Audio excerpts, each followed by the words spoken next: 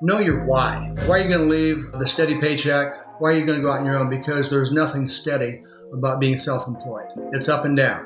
And the long-term trend should be up, should do well. But in the interim, it is a lot of zigs and zags.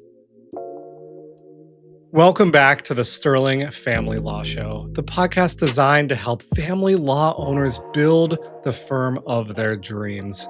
I'm your host, Tyler Dolph. I'm also the CEO of our law firm only marketing consultancy called Rocket Clicks that was born out of our own law firm, Sterling Lawyers, that has grown to over 27 attorneys. Today, we continue our owner-operator series. We interview Bob Nice of the Nice Law Firm out of Indiana. He has more than 30 years of experience running his firm. He's grown it to over 7 attorneys and has some amazing insights. I really hope you enjoy today's episode. Robert, thank you so much for your time and joining us on the podcast today. Really excited to learn more about you. You've been running your own law firm for a number of years. You do a lot of different things. Give us a little introduction and backstory on who you are and what the Nice Law Firm is all about. Well, my name is Bob Nice, and I am the managing partner, founder, and owner of the Nice Law Firm. Based in Indianapolis, we have 7 offices throughout Indiana. I come from rural Indiana, a little one-horse town of 2,300 people, 12,000 in the county. And I knew I was going to be a pharmacist from the time I was a freshman in high school. My parents' best friend was a local druggist, and that's what I was going to do. But when I was the summers in high school, I would go up to the courthouse and watch what was going on, and the judge would say, "Why are you here?" And I said, "You know what? I want to understand how this works." So off I went to pharmacy school. I got in and got through, and it's a fairly tough nut to crack academically, so I did well in school, but something happened midway. It was pretty cool. It was the Ford Pinto trial was held in my hometown, and there's more about that on my website. If you look at nicelawfirm.com, you can hear the full story. But the judge back there invited me to come home to watch the opening statements, and I thought, wow, wouldn't it be pretty cool to stand up in front of strangers and try to persuade them to your point of view? So I went back, took the LSAT. The way we make great decisions in our life, my then girlfriend, future wife, and mother of my children asked me what I was going to do after pharmacy school. I said, I'm going to law school. And she said, where? And I said, well, being a Purdue guy, anywhere but Indiana University. And so she said, there's this great school near me, which was Philadelphia, Villanova. And so I went to Villanova. I came back and did what they tell you to do, which is go to work for a big law firm. And so I did that for 6 years and worked with very talented lawyers. But I did not like the hierarchy that I was constrained within. And then 6 years passed, and I got to a point where I worked on this case where they told me that they picked me because I'd worked on the East Coast or went to school on the East Coast.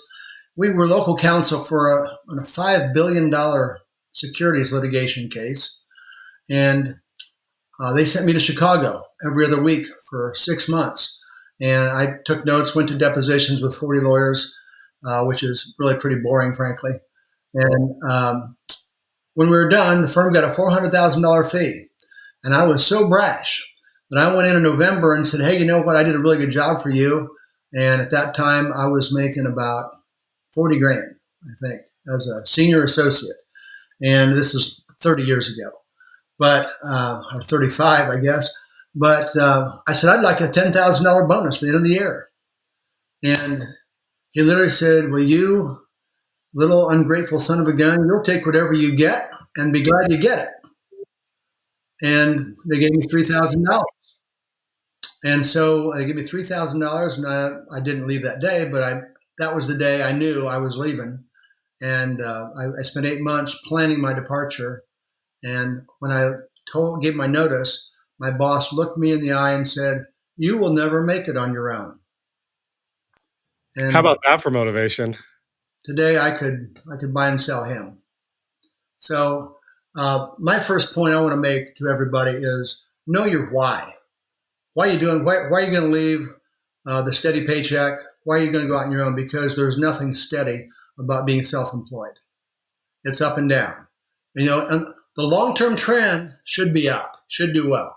But in the interim, it is a lot of zigs and zags. Yeah, success is not a straight line. That is 100% for sure.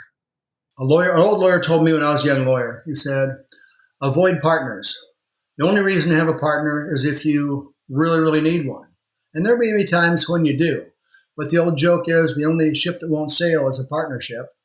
And I had a couple along the way, and it was never a good decision. I literally had one circumstance where I came in one morning and one of the offices down the hall was empty. The furniture was gone even, and my bank account had been drawn down to damn near zero, the partner account. So that was an unpleasant experience. So George Washington said, avoid entangling alliances. That was true 250 years ago in international relations. It is also true today in business relationships. So I would say avoid partners if you can at all. Is that it's an interesting sentiment, and I'm on the opposite in that I have a business partner who I adore. He gave me my first chance, and it's been a great partnership. So obviously, there's certainly nuances to that, but the narrative around it is to better control your own destiny. Would you agree with that? Yeah, and another horrible experience when I was first starting, very first start, we had an affiliation of 3 lawyers, and one day I get a phone call from somebody who I peripherally knew, and he said, Bob, what's going on over there? I said, what do you mean? He says, well, we're about ready to lock you out. Why? Well, you haven't paid your rent in over 3 months. I said, well, that's interesting because there was one of the 3 was in control of the lease, and I was paying him, and I went over to see the third guy and said, are you paying your rent to Art? And he said, yeah. So we had to have a heart-to-heart with Art and find out what was going on. And he was not doing well, and he was using our rent money to cover his own expenses. And so that's just another maybe why once bit, twice shy, and I've been bit a couple of times, that we have 13 lawyers, 24 total team members, and I run the show and I own the show. And, I wake up in the morning resolute that I will not fire myself today. So I at least have that comfort of knowing that I will continue to be engaged with a nice law firm. I'd love to double click on that point a little bit. You've been able to expand your law firm. A lot of attorneys, aren't able to make that jump from solo to multi-attorney firms. And I believe it has a lot to do with the attorney transitioning from solopreneur to a leader, being able to delegate and create a management system and create processes. Did you find that as you were going from a solo practitioner on your own when you left the big firm to then hiring a few employees? Tell me about that evolution. What were some of the you used the right word, delegate. So if you have what it takes to get through law school, you cannot help but be incredibly self-reliant. And so the problem is then you get out of law school and you think no one can do what I can do, and I'm not delegating anything. And I think it was Jim Collins who said that perfect is the enemy of the good. So you've got to learn. My son, much wiser than me, went to business school. And what he learned in business school is that his job was to create jobs and then hire somebody to do every job he creates. And today he's in private equity and they own some incredible amount of companies. So he just keeps building businesses and adding people to it and finding great people. So attorneys are not, by their nature, good delegators. And so that's why many, if not most attorneys, are fairly poor business people, as opposed to great practitioners, skilled in their art, but running a business requires a different skill set. How'd you attain it? Like what did you do to get over that hump? Well, the first step, and I think the 12 steps, is telling you that you've got to recognize the problem, right? You've got to recognize that what is my limitation? Well, it's me. You got to look in the mirror. I'm the limitation. I have to grow and evolve, or I can't get this done. So you start looking at the tasks that you do that are repetitive and say, well, gosh, I don't want to do that. Maybe I did more to my paralegal. Okay. Maybe I'm tired of the bookkeeping, even though I'm really good at bookkeeping. You know what? I know bookkeeping cold. But I can't sit around and do those transactions all day long anymore, especially today. So um, it's evolved. I had a couple of employees, part-time employees. I got pictures from the other staff, taking a picture of my part-time bookkeeper, literally with his head down asleep at his desk. That wasn't good. Today I have a virtual bookkeeper with a company that can scale as I continue to grow. It can get bigger and bigger. They have bookkeeper, controller, CFO levels. So whatever I need, they can do. And that's a great delegation for me to be able to have them do that. Um, it's an evolution. The other thing that goes hand in hand with that is efficiencies. So unbelievably, I hate to say this, but I'm 66 years old. Can't believe it. I've been at this for 40 years this month, sworn in October of 85. So there were no computers when I got out of school. The old partners were just excited that copiers had just showed up and they didn't have to hire secretaries to strike through. He called them strikers, not secretaries, because they had to pound through 7 pieces of carbon paper to make their copies. So since then, of course, technology's arrived and I've embraced it.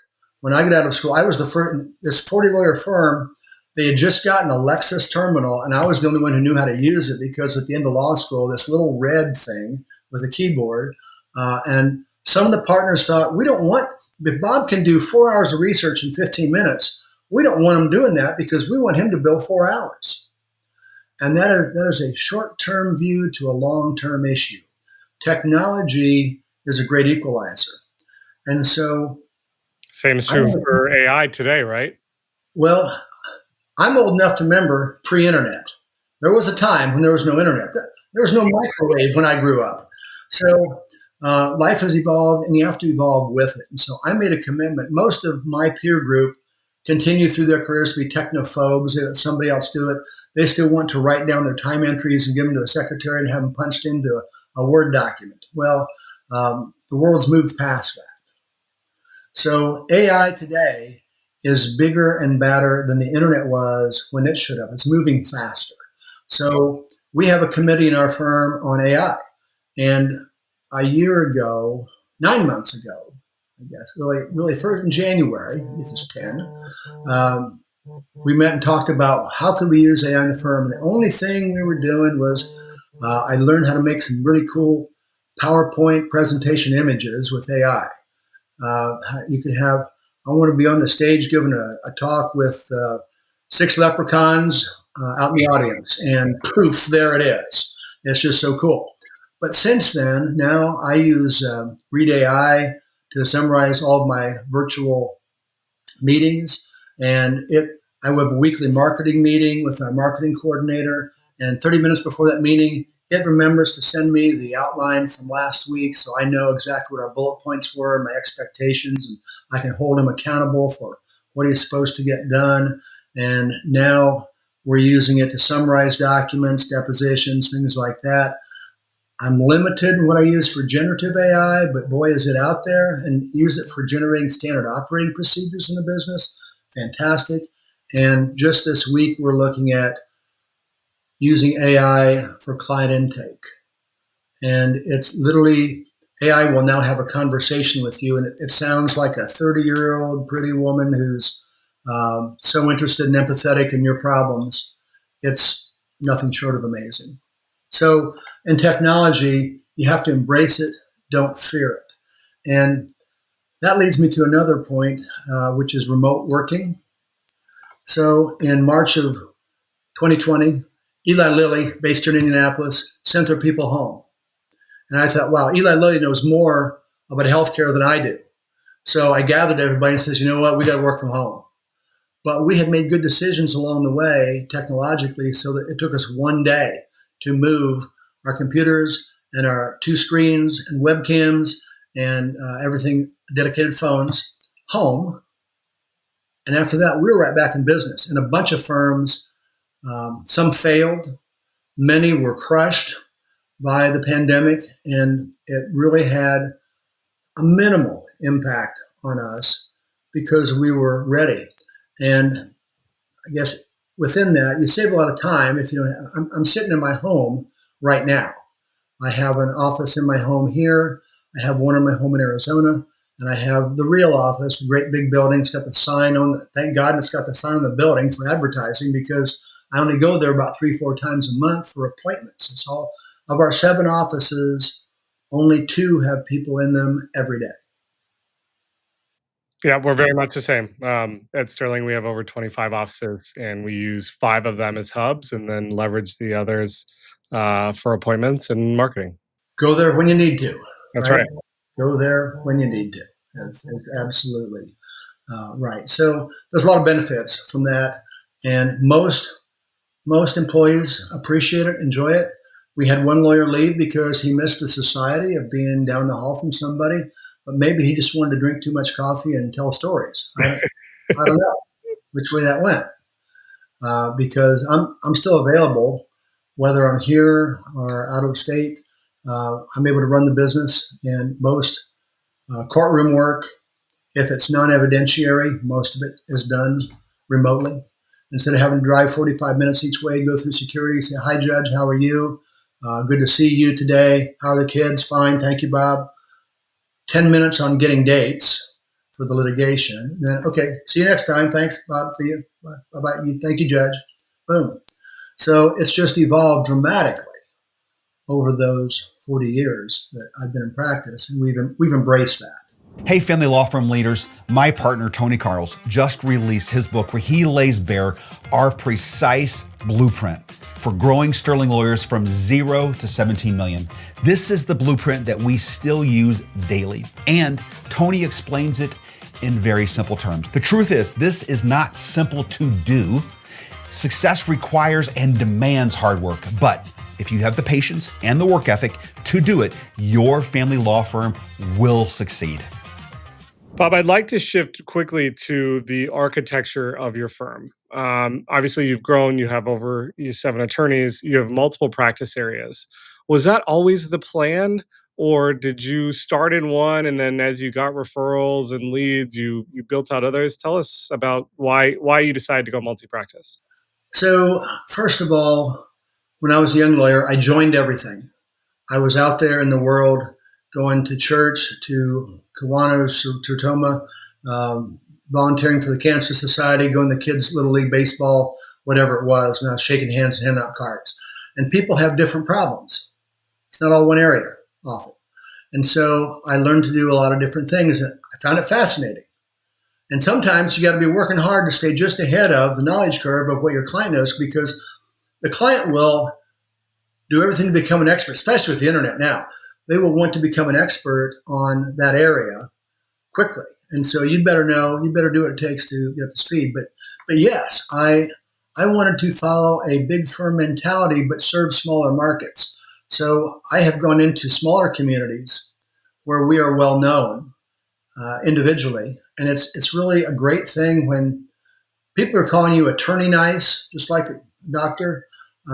You're wearing a suit. You're recognized. You're the top 2% education wise in the community, and people respect you for what you are and what you do for them. And the cost of living is probably 30-40% less out in more rural Indiana, if you like outdoors especially. And hey, if there's anybody listening who wants a job as a lawyer in a rural part of Indiana, you just call me, because I'm ready to set you up. But they're hard to find. But there's a lot to be said for the kinder, gentler lifestyle that you get out in more rural communities. Love it. And so it was more about creating the lifestyle in the locations you wanted, and then servicing that community in as many ways as you could based on multiple practice areas. Right. We're instantly the biggest law firm in a small community when we go in. And so if someone comes to the door and says, "I need an action, a quiet title," and the attorney at that location can barely spell quiet, it's okay, because we have other people who can, and we can assist. It's very hard to be a solo. I think you have to really try to get 3 to 5. And that's kind of where, if you can get to 5, it starts to take off then. Up until 3 to 5, just everybody's kind of on the gerbil trail, running the race. After that, you can start getting some leverage. Yeah, love it. Awesome. Bob, as we kind of finish up here, I want to take us back to, our purpose, which is helping the next generation of attorneys, whether they're leaving their own practice or they are trying to grow their own practice. Could you leave us with a few just pieces of advice beyond what you've already given us, which has been tremendous? Sure. So avoid debt. Debt is a killer. It is a crusher. And I just talked to an attorney. They went back and borrowed $2 million in government money shortly after the EIDL program, shortly after the pandemic. And they have burned through $1.2 million. And their debt level, I think it's 150 grand in interest you're paying a year. And so it's just atrocious what that does. You can never get ahead of that. So you got to scrimp and save. It's all front loaded. But the best thing you can do is to be your own line of credit. It's good to have a line of credit because there is a seasonality in the practice. In family law, in general, nobody's calling you in late July to mid-August when they're on vacation together. That's okay. They'll come back in September and be pissed at each other, and now they want to talk to you. And then nobody's going to call you in December because they're all getting warmed up for Christmas. But by golly, after the holidays do not go well, they're going to be calling you in January. But you got a plan because Christmas is when you like to spend money and probably when you're not going to make any money. And you've got to balance that out. So you got to have what Dave Ramsey calls a Hill and Dale fund to back you up. And when you've got some money in savings, you sleep better at night. That's so true. I've found, in our firm, the most fun we've had is when we were winning, when we were feeling secure, when we had enough cash in the bank. And as debt accumulates, the first thing you have to do is fill that hole. So even if you have great months, you're still not winning because you're filling the hole. If you come across an opportunity, which could be a big personal injury case that's going to take $50,000 or $75,000 to fund until it settles, or you want to buy a bunch of AI technology, and it takes cash to do that. So save a few dollars back, and you'll be happy you did because then you can jump ahead. You can leapfrog some of your competition. 100%. Love it. Robert, I so appreciate your time. Appreciate your insights. Obviously, huge congratulations on the growth that you've achieved. And leave us with what's the future of the Nice Law Firm look like?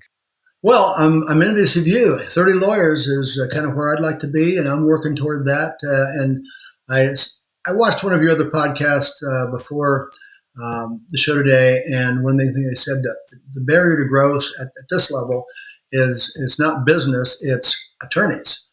So they're hard to come by, and especially in the areas where I'd like them to be geographically.